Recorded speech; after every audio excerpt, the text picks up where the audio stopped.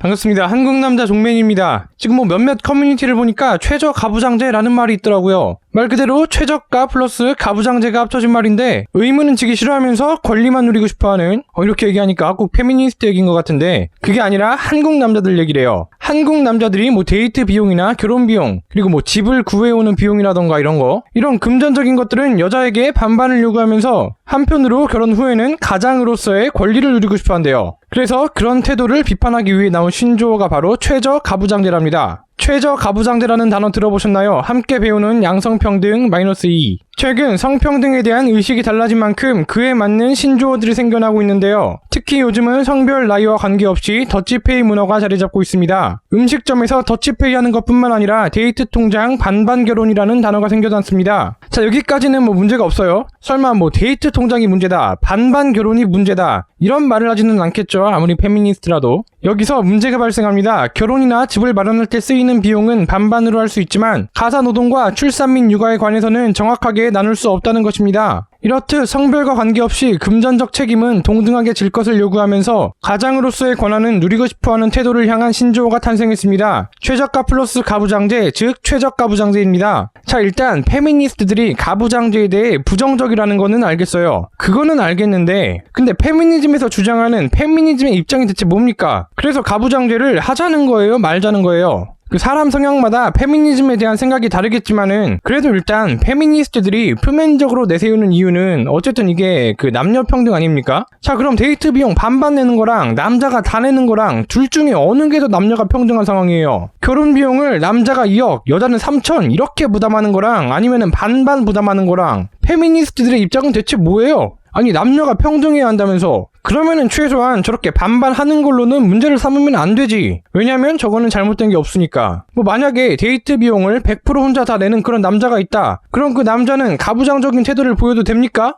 자기 와이프를 밑사람으로 보고 노예처럼 부려먹고 그래도 되는 거예요? 그건 아니잖아요. 그리고 애초에 지금 데이트를 하고 있는 여자랑 결혼을 할지 안 할지도 모르는 거고 만약에 내가 A라는 여자를 만나면서 100% 데이트 비용을 다 부담했는데 알고 보니 이 여자가 페미니스트였던 거지. 구독 목록을 보니까 비만 페미니스트 유튜버도 있고 그래서 이제 손절을 하고 B라는 여자랑 결혼을 했어. 근데 이 B라는 여자는 전 남자친구를 만나면서 반반을 냈대. 그럼 이런 경우는 또 어떻게 해야 합니까? 나는 가부장제를 해야 되고 내 와이프는 하면 안 되고 애초에 가정 자체가 말이 안 됐던 거죠. 아니, 그리고 다 떠나서 애초에 데이트 비용을 반반하고 결혼 비용 반반 부담하는 여자가 얼마나 될지나 모르겠네. 정상적인 지능이 있으면은 이런 얘기를 하면 안 됩니다. 물론 정상적인 지능이 있으면은 페미를 하지도 않았겠지만은 어쨌든 여기서 또 이제 가사노동이나 육아노동은 반으로 나눌 수가 없고 여자 혼자 하게 되는 게 문제라고 했죠. 아니, 근데 왜 못 나눠요? 남자는 집안일을 못합니까? 아니면 아이를 못 돌봅니까? 페미니스트들도 여자들은 힘쓴 일을 못해 이런 말을 들으면은 여혐이라고 굉장히 화를 내면서 물론 그렇다고 또 힘쓰는 일을 잘 하지는 않아요. 아무튼 간에 어쨌든 그렇게 화를 내면서 어떻게 저렇게 남자의 능력을 무시하는 발언을 아무렇지도 않게 할 수가 있지? 까도 이런 모순이 계속 나온다는 게 진짜 믿겨지지가 않습니다. 근데 사실 실제 현실에서는 이걸 반으로 나누기가 힘든 게 맞아요. 힘든 게 맞는데 제일 중요한 게 빠졌죠. 왜? 대체 왜 남자는 집안일을 하기가 힘들까? 돈 벌어오니까. 자, 간단해요. 여자가 만약에 돈을 벌어온다. 그럼 남자도 충분히 가사나 육아를 할 수 있습니다. 아니, 오히려 그렇게 하고 싶다는 남자들도 많아요. 여자가 돈만 벌어온다면은.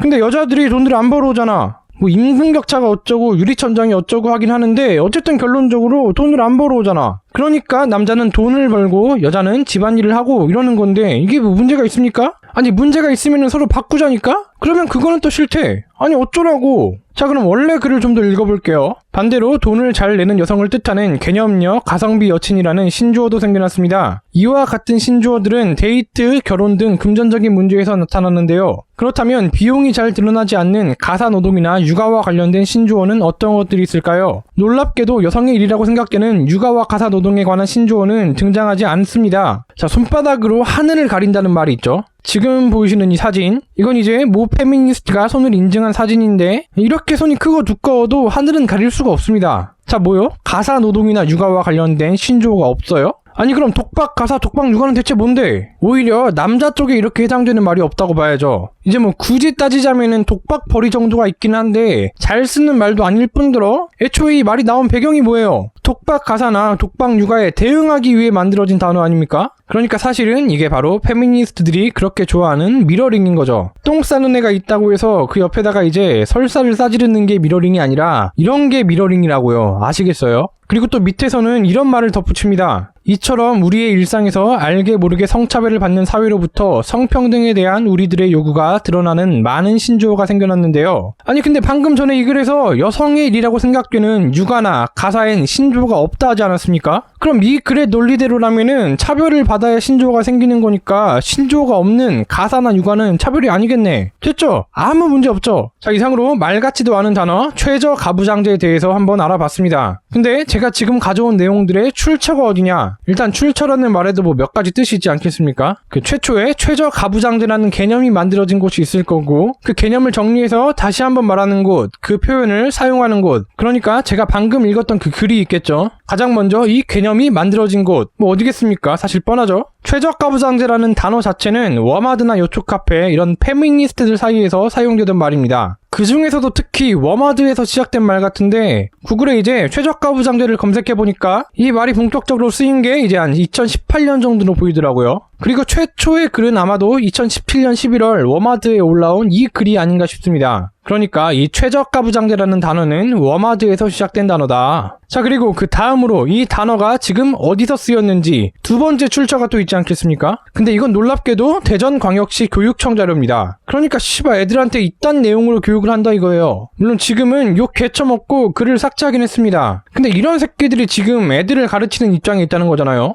씨발 애들이 뭘 보고 배우겠어요 이걸. 그래서 오늘 영상 요약, 의무는 지기 싫지만 권리는 누리고 싶어요.